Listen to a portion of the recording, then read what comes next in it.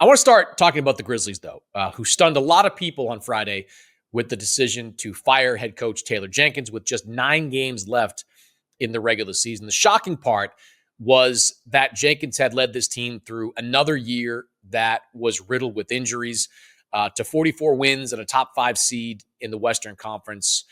And there was like 2+ weeks to go in the regular season. You don't often see that in the NBA. The not so shocking part was that Memphis was not playing good basketball of late. They were 2-5 in Jenkins' last 7 games on the job and losing some pretty bad games along the way. Your reaction to Taylor Jenkins being fired in Memphis? Well, look, I think the timing, as you point out, is the biggest surprise. Last summer, the front office basically kneecapped him by forcing him to get rid of all of his assistants and then basically picking his assistants for him. He had a say in the process of who the new assistants were, but this was a front office decision about who came in, who went out.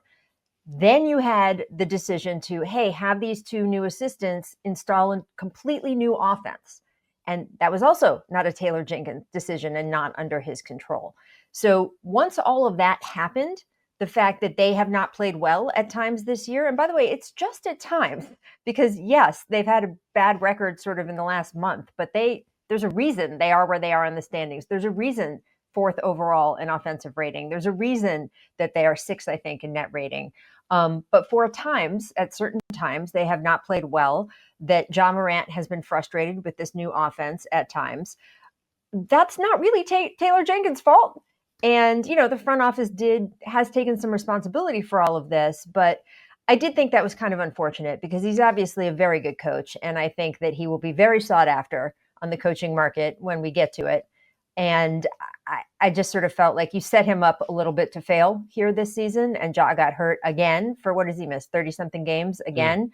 So I just sort of felt like to kick a guy out the door at this point, when you're the one who's made all these changes, I don't know what do we call it, good form? I mean, I just sort of feel like you owe him the chance to finish the season and coach in the playoffs.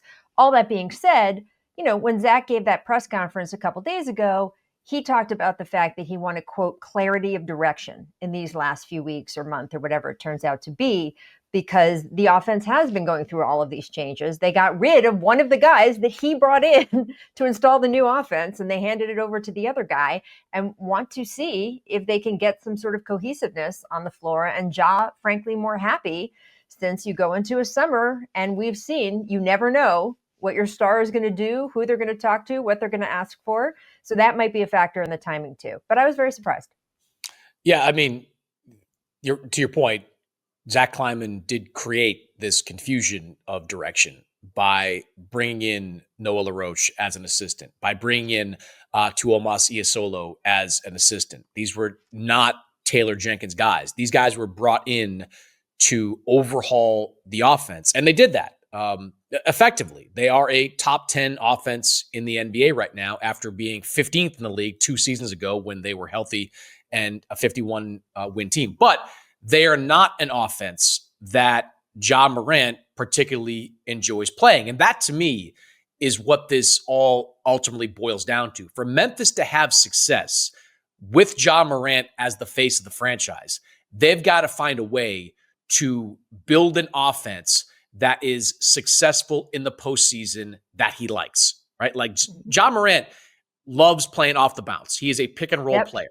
The problem is, if you watch some of these Memphis games in the postseason in recent years, he's not very effective with that play. Like they are not a good pick and roll team in the half court. That's why Zach Kleiman went out and said, Taylor, you can keep your job, but you got to fire everybody else on your bench. You got to bring in a whole bunch of new assistants, and you have to play a completely different brand of basketball. A brand of basketball that Ja Morant doesn't like. I mean, Ja Morant, when he's playing in transition, is incredibly dangerous. He's great.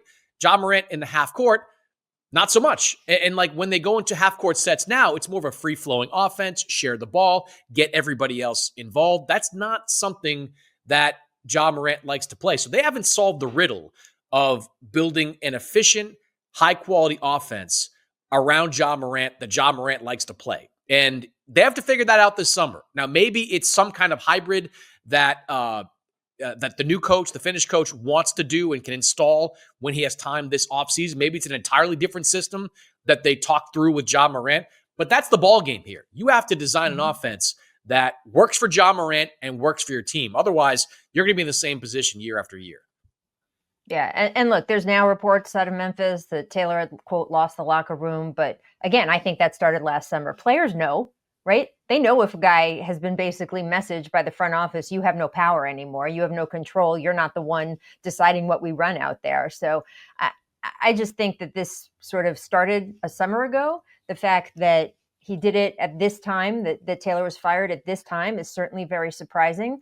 But I don't think it's going to hurt Jenkins in terms of his job prospects going forward, because I think everyone in the league knows what happened. And I do think that in the end, Taylor may come out ahead on this, depending on what team he ends up with.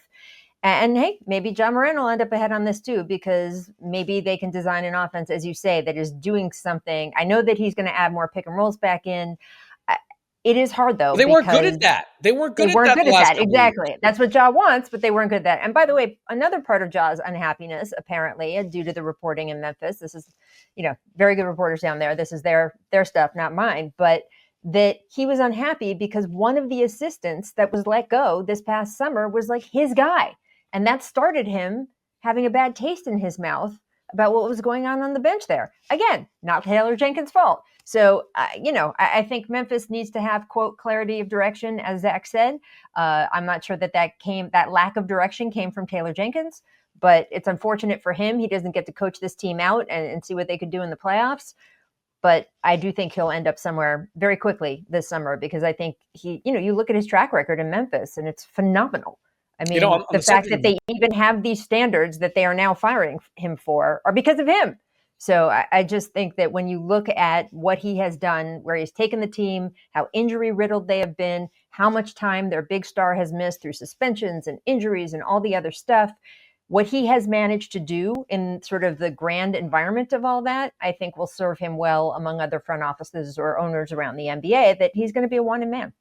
No, I think there's no doubt about that. I've had multiple executives text me in the last 72 hours saying Taylor Jenkins goes to the top of the head coaching candidate list. I don't know what the field is going to look like. I mean, look around, like Sacramento probably going to open up after this season. I don't know. Or could Orlando open up? I doubt it. I think do they make another change in Phoenix? I don't know. Maybe I didn't expect them to make the change they did last summer. So I mean, there's some interesting rumblings at Phoenix about Budenholzer. I haven't quite fleshed them out down there yet. Let me put it this way: I would be surprised if Phoenix ate the rest of Mike Budenholzer's contract. I don't know. I don't know how that plays out though down there. It's a very strange situation. But other than that, I don't think Philly opens, because I don't know if Daryl can fire another head coach and just replace him with a Taylor Jenkins, not after all that's gone on in Philadelphia. I mean, also what not else Nick is out Nolte. there? I mean, sorry, Nick Nolte. Also not Nick's fault that what's going on there this season. No, but I mean, what else? There's really not a lot of other jobs that I can think of that are sure to be open. I guess Portland, if they just walk away from Chauncey, though, I mean, not for nothing. Like the fact that the Portland Trailblazers, as we sit here recording this on March 31st, are still mathematically in the play-in mix is remarkable, right? Like that team is not built to win. In fact, that team is built to do what the Utah Jazz are doing and lose spectacularly. That was kind of the mindset in Portland going into this season.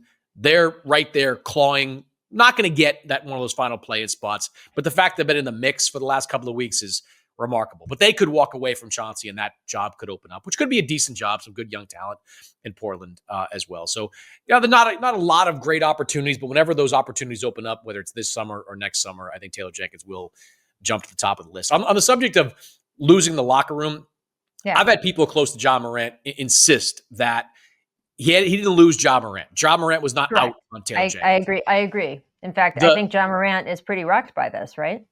That was the only coach he's ever had.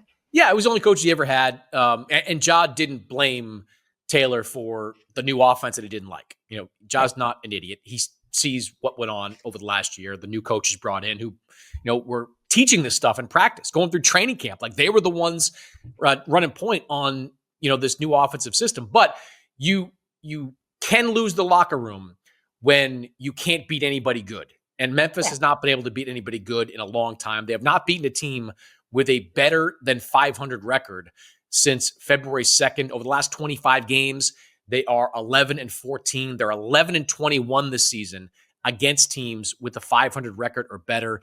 Like, when you have those kind of numbers, you're not going to have the confidence of your team. When you throw and pile on top of that all the things you talked about, how the players know that this coach is on thin ice.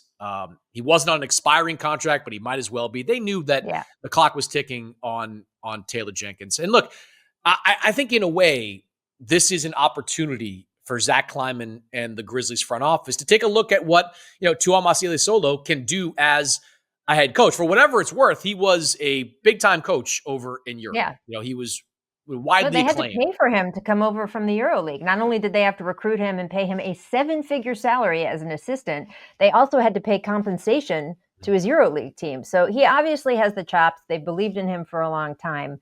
It's just going to be interesting. And by the way, normally when you do fire a coach and put a new guy in, you do it at a time where he has a little pad in the first few games, right? Where they've got sort of an easier schedule. It's like a big player coming back from injury. You have him come back against a tanking team or something so everyone can feel good about themselves. Instead, they fired Jenkins before a Lakers game that Memphis went ahead and lost. Next, they've got the Celtics and the Warriors. So I don't know if the record is going to get better under Tomas, but maybe sort of the playing style and, again, clarity of direction, as Zach said. And by the way, I think Zach is super smart. So, I trust him that he knows what he's doing with his team. It was just very odd timing all the way around, including what time you're putting the new coach in to get to play these powerhouse teams.